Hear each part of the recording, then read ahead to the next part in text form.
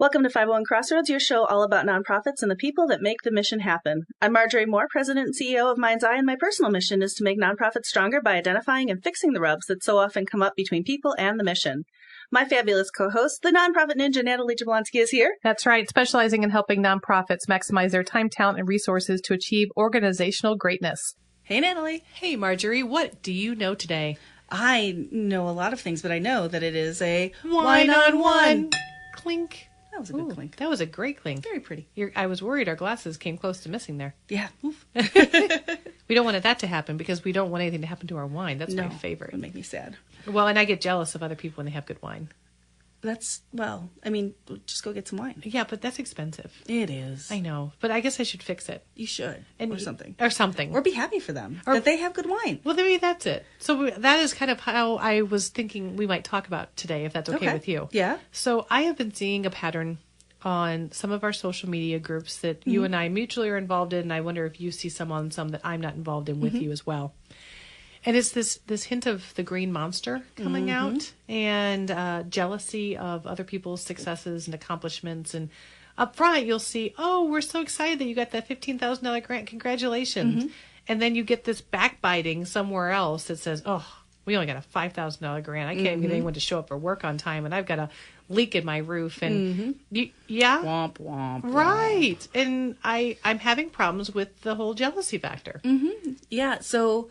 I see that too. And it makes me kind of sad because like in nonprofit, I mean, we all work so hard. Right. And so you know that they probably worked really hard to get that grant. Right. Or that volunteer. Or, I mean, let me be honest. Or that I get job. really jealous about your board members sometimes. I'm Well, like, oh my goodness, you got the best of the best in town. I do have a spectacular board. I'm just bragging, but yes, I do. Yeah. So, but I think that, you've got to learn to be happy for people. There's this concept called compersion. And that's when you feel joy because other people are feeling joy. Oh, I thought it was a type of cat. No. It's so you're happy for other people because they're happy. Oh, nice. And it makes you happy. So like for me, when I see jazz musicians. Yes. And they just go off in this whole other happy place. Oh. And they're just like this look on their face.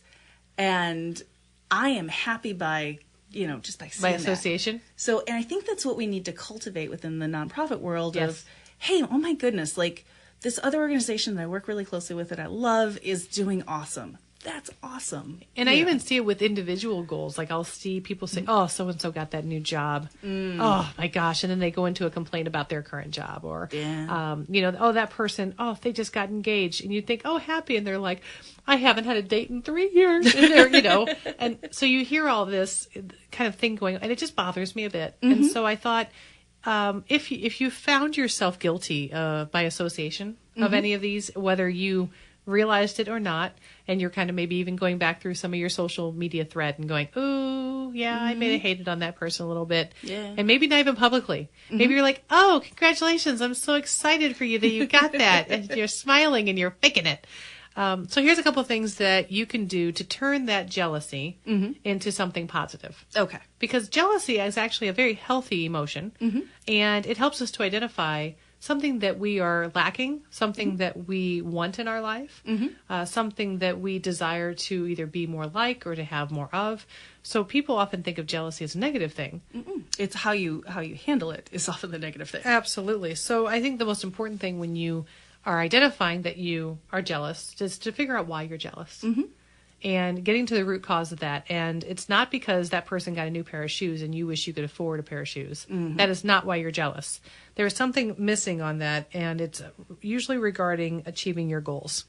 Something that you have set out to do that you have not accomplished, or that you didn't realize was a goal and you hadn't really verbalized it. So in the simple case of Marjorie got a new dress. Every day. And it's fabulous. And I'm constantly loving and I'm like, oh, Marjorie got a new dress. I want to get a new dress. But the reality is I need to figure out, why do I want a new dress?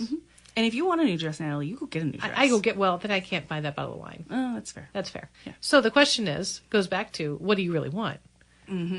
And getting to the center core of that problem. Do I really want a new dress, or do I really want a bottle of wine? And because Marjorie's not walking around saying, I just bought a case of wine this weekend. She does not say that. I happen to stock up my wine cellar, right? Exactly. So the question just becomes, the jealousy factor as to what's important to you. What do you really want? And why? Why are you jealous? And I really encourage people to write these things down. I know it sounds like an odd task to do, but even just a scratch paper that you're later going to throw away and open your bottle of wine with and celebrate because you did it. The practice of writing down the feelings that you're having associated with that particular jealousy can be very therapeutic, very healthy for you to look at those words on paper and ask yourself, why do I feel this way? Why am I feeling anger or resentment as opposed to joy and excitement? What's missing then in my life that would allow me to not have these feelings? So would having a dress make me feel happier? The answer is no, because I really want my wine. Like I'm agreeing to spend money. So then I always say, well, figuring out what you want, you need to have a strategic personal plan. We have strategic business plans. We do. But having an SPP, a strategic personal plan, can really help you figure out your goals and objectives. And now is a great time to do that. A lot of people are starting their New Year's resolutions off, and then most of us have dropped them. Then they drop them, right? So what do we feel like when we drop them? Oh my goodness, so guilty. Right. By the way, I'm chewing my nails. I haven't written my thank you notes. Oh, see? So this is a perfect time when you have made that unrealistic, potentially, expectation of a resolution, a big change. And reality is, you just need to have a plan. We plan for everything else in our lives. Why do we not have a strategic personal plan? So what is something that I want to accomplish this year, and is that feasible for me to do that? Just like you would a business plan. I want to be able to, in my organization, create a 3-month surplus of financials that I can have in case of emergency and a rainy day. Oh, I love it. Right? So that's my personal business plan. Why would you not create something for your strategic personal plan? That makes sense. And say, I would like to have 3 months of savings in case I would lose my job. You could do it. Then I have to buy less wine and clothes. So that's the question. So what do you have to give up? And just like your business plan, you have to make sacrifices and adjustments to either raise the bridge or lower the river. The same as with your strategic personal plan. And it knits right back to that jealousy factor so that you can sit there and really try to evaluate how this is going to work for me. And is it feasible? And if it's not feasible, then why am I jealous over it? Because I've decided that's not important to me. Because what's not important doesn't make your strategic personal plan. So that's really where I think is important. It's not easy. No. And what I'm saying to you sounds like, oh, cool, I'll just draft a plan and I'll have it all together and it'll be perfect. It's a lot. It's like writing a business plan. It's like tough. You've just assigned me homework. I have. It's because I love you and I care and I don't want people to be jealous. So the question just becomes, writing an SPP can be really difficult. So reach out for support, whether that's a friend who can be brutally honest with you over a glass of wine, or hiring a coach. We have a great session that you can go back and listen to about the value of having a coach, a business coach in your life, right? A personal coach. Hiring someone to help you and get engaged and figure out how this plan might work for you will not only address the bigger problem, which is the jealousy issue, right? But it'll actually address the larger problem, which is where do you want to go and how do you get there? And that's a really important thing for anyone to do in leadership, especially in nonprofits. Exactly. And I would say the other big thing is, knowing that what you want, it sometimes that doesn't always match up with what society tells you you're supposed to want. Oh, yeah. So like that can be a really big thing. Trying to square those two things between what your family wants for you, what your work wants for you, what your board wants for you, it can be very different than what you actually want. So being able to be comfortable in those choices that you make for yourself is probably one of the most important things that you can do in your life. And empowering. One of the most empowering things you can do as well. I think people forget that you hold the power for your own destiny. And it sounds so cheesy, like it should be up on a wall somewhere, right? But it's truly how it is. The decisions you make today will impact and influence your future tomorrow. So if today you were jealous, but you're not doing anything about it, you're just going to continue to be jealous. But if you're drinking wine, you can just continue to drink wine. Yeah, and if you drink good wine, then you're definitely going to not be jealous. And then you can enjoy this beautiful wine on one.